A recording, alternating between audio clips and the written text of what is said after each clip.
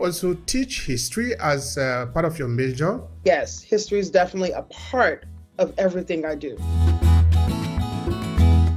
Tell me a little bit about your background, your infancy. That is what I mean. I remember being one. I'm sort of very passionate when I ask people about their childhood, they are growing up. I remember vividly being 1 year old on the back of my mother's bike as she rode around the neighborhood and feeling the breeze running through my hair and watching her and looking up into the sky and just thinking about, in a Dr. Seuss way, the places I could go, things I could learn, do, and see. I've always been curious about what was around the corner, what else was out there, what was beyond my own boundaries. And so I've lived my life in a way and grew up pushing beyond boundaries. Whatever those boundaries were set for me, I wanted to push beyond them. I even went to a school, in high school, I went to a school that was on the other side of town.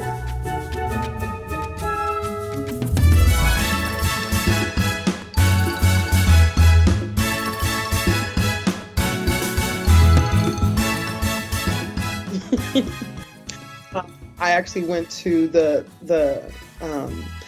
state university, but the first chance I got, I ended up doing my doctorate in New York City, a place I had never lived before. That was completely different than Phoenix, Arizona. Phoenix is much more calm, more spread out, and New York is, East Coast, straight up, buildings, all of that. So it's a huge difference. And I've always been pushing beyond the boundaries of whatever was set for me. Some say living against the grain. First MLK Day celebration with Rosa Parks was there. It was a beautiful, beautiful experience, but it was sad that we were the last one. We had to impeach our governor.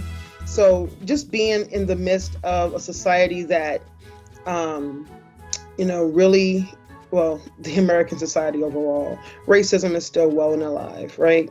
And I knew there were a lot of things missing. I knew that when my teachers, who were amazing, who were trying to teach us about ourselves and our history and trying to push us beyond whatever boundaries were set for us, even something as simple as, I remember distinctly somebody from the district office in my school district coming into my teacher's room. And I just happened to be in there helping him with something. And I overheard the conversation that he asked my math teacher to slow down the teaching pace because we were doing so well that it was shining a light on the other schools that weren't doing as well. Instead of trying to figure out what to do more of and how he was helping us achieve so much, they asked him to slow down. Limit how much you teach them.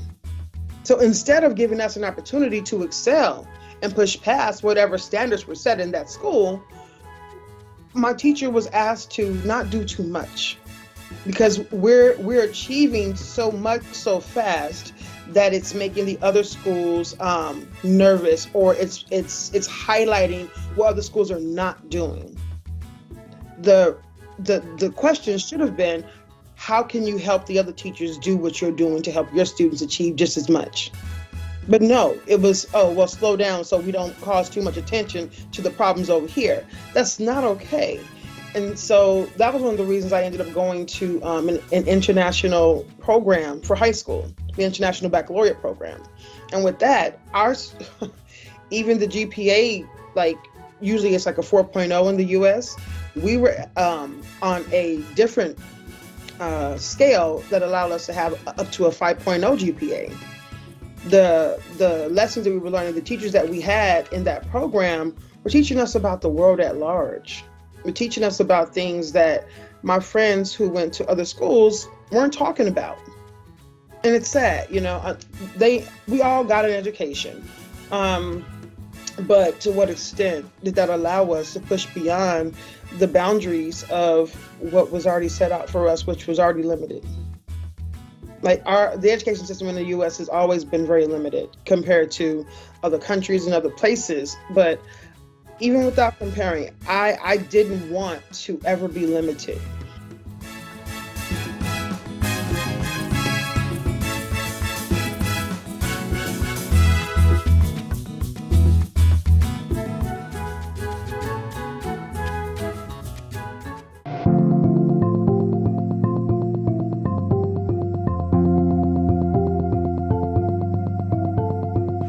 you.